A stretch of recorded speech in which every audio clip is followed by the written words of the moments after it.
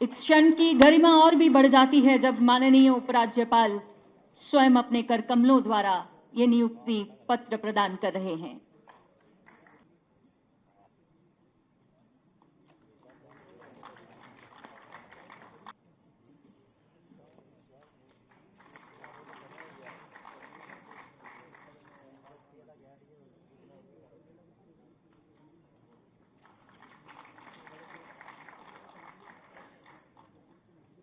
और ये अंतिम नियुक्ति पत्र इकबाल जी के लिए। सर, जैसे आज SRO 43 के 31 साल के बाद हमारा ये मामला हल हुआ है। मैं जम्मू कश्मीर LG एडमिनिस्ट्रेशन का शुक्रिया अदा करता हूँ कि पिछले कई बरसों से हम इसका इंतज़ार कर रहे थे और जब से मैंने इस प्रोसेस को चलाया तकरीबन 2.5 साल लगे हैं और 31 साल के बाद ये मामला हल हुआ है। और जब ये एनकाउंटर हुआ था घर में, क्रॉस फायरिंग फादर साहब शहादत उनकी हुई थी 29 मार्च 1995 में, तब मैं 1 साल का था। तो हमारे मादर जी थी, वो अनपढ़ थी, हमारा ये सारा मामला पेंडिंग रह गया था और उसके बाद हमें काफ़ी मुश्किलातों का सामना करना पड़ा। लेकिन हमेशा जो है इंसाफ की जीत होती है। 31 साल बड़ा लंबा अरसा होता है। 31 साल के बाद हमारा ये मामला हल हुआ है। लेकिन जब से मैं अपनी होश में आने के बाद अपनी स्टडी को मतलब कंप्लीट की, मैंने MA BEd कंप्लीट है और उसके बाद कंप्यूटर BLE BMLE करने के बाद जो है मैंने ये प्रोसेस को जब शुरू किया, इस पूरे मामले को मैंने समझा और मैंने एक आइन का भी एक उसका कानून का सहारा लिया। लेकिन उसके बाद मैंने सोचा कि इसमें हम ऐसे अपने प्रोसेस को चलेंगे जिससे हमें पूरा जम्मू कश्मीर की UT बनने के बाद जो हमारे LG साहब ने एक पूरी जम्मू कश्मीर के 20 अजला के लोगों को एक ये यकीन दिलाया था कि जितने भी पुराने केसेस हैं, खासकर जो है मिलिटेंसी अफेक्टेड जो फैमिली है, उनको एक राइट मिलेगा, उनको इंसाफ मिलेगा।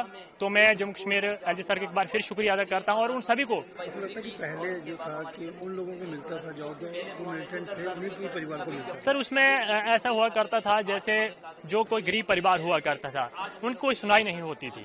लेकिन मैं सबसे पहले जो हमारे प्राइम मिनिस्टर ऑफ इंडिया हैं जनाब नरेंद्र मोदी जी, उनका शुक्रिया अदा करता हूं कि उनके संज्ञान में जैसे उनने एक हर एक गरीब परिवार का एक जम्मू कश्मीर जब रिपोर्ट यहाँ से गई और उन्होंने पूरे जम्मू कश्मीर के तमाम हिंदुस्तान के जितने भी ये SRO 43 के 1994 जो केसेस थे, फिर इनको हल करने की जम्मू कश्मीर LG सर को बोला और ये सारे आज केस आपके सामने यहाँ 80 फैमिली देखते हैं। आज का जो टाइम है और पहले का जो टाइम था, पहले की सरकारों ने उन लोगों को जॉब दी जो मिलिटेंट थे, जो मिलिटेंट के जिनको मारा जाता था उनको नहीं दिया जाता था। ये सही बात है, लेकिन मैं इसमें ये बताना चाहता हूँ कि जैसे गरीब परिवार की सुनाई नहीं हुआ करती थी, लेकिन जैसे आज भी LG सर ने बता दिया कि 5 अगस्त को 2025 को कश्मीर वैली के अंदर जो है बहुत सारे परिवार को एक रोजगार दिया जाएगा। और जैसे उन्होंने अपनी एक अभी स्टेटमेंट के अंदर ये भी बात कही थी कि जैसे बहुत सारी बच्चियों को मतलब ऐसे रोजगार नहीं दिया गया जो अपनी मतलब बहनों को मतलब एक भीख मांग कर पढ़ाया करती थी। तो मैं ये कहना चाहता हूँ कि जम्मू कश्मीर LG सर का बहुत बहुत शुक्रिया अदा करता हूँ। 80 परिवारों को जो आज रोजगार दिया है, इनकी दुआओं की वजह से इनका आने वाला परिवार जो आगे खूब फला फूले और मैं बहुत सारा शुक्रिया अदा करता हूँ। बहुत शुक्रिया सर। पहले उन्होंने ये सोचा था जब किसी के पास जाते थे तो हमारी फाइलें वहाँ पे पड़ी रही सर। उसके बाद क्योंकि जब आदमी घर छोड़ता सर, घर छोड़ के जाता है उसके पास कुछ नहीं रहता सर रहता है, और घर भी छोड़ा और मेरे पापा की जान भी नहीं बची और वो भी मर गए और कमाने वाला कोई नहीं था सर। कम से कम 19 जनवरी 2004 की बात है। आज कम से कम 20 साल के बाद हमारे प्रधानमंत्री नरेंद्र भाई मोदी और हमारे जम्मू कश्मीर के LG, जिन्होंने हमारे लिए एक बहुत योगदान दिया कि हम आज इतने खुश हैं, क्योंकि हम सोचते हैं क्योंकि हमारा भी हिंदुस्तान में कोई है और हम यही चाहते हैं। और ऐसा प्रधानमंत्री होना चाहिए, ऐसा LG होना चाहिए जम्मू कश्मीर में, क्योंकि ये मिलीटेंसी है, ये बिल्कुल खत्म होना चाहिए सर। तो आपके परिवार को क्या किया था आपके पास? मेरे फादर को सर जब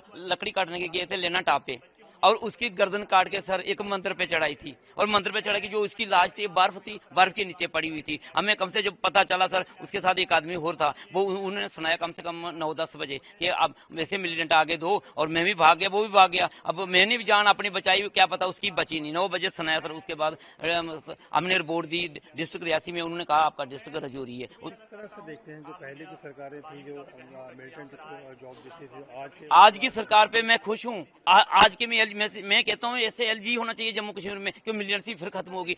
हमारे हम घर भी छोड़ गए हैं, अब हम बिल्कुल तैयार हैं घर जाने के लिए और हमारे साथ बंदूकें हैं, हम डट के मुकाबला करेंगे मिलिटेंटों के साथ। जिस वक्त मेरा पापा मारा था मैं सोचता उसके बाद अगर हम भी उसके साथ मर जाते थे, अफसोस नहीं था सर कोई भी। आज आपका भी शुक्रिया अदा करता हूँ मीडिया वाले का और हमारे जम्मू कश्मीर की एलजी का और प्रधानमंत्री नरेंद्र भाई मोदी का और हमारे डिस्ट्रिक्ट डीसी साहब का और एसएससी साहब का और जितना भी डिपार्टमेंट है उनका सब शुक्रिया अदा करता हूँ सर। आज भी जो लोग मिलिटेंट थे वो सरेंडर करके आज भी उन्होंने भर्ती किए हुए हैं उस वक्त के।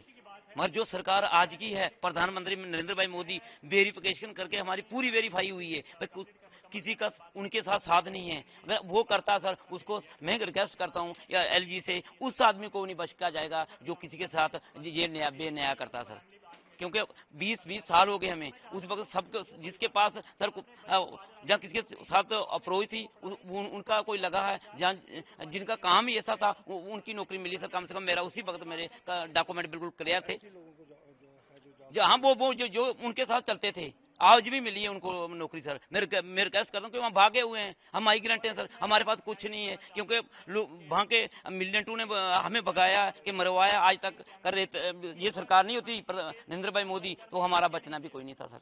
मैं रिक्वेस्ट करता हूँ, शुक्रिया करता हूँ सर आपका।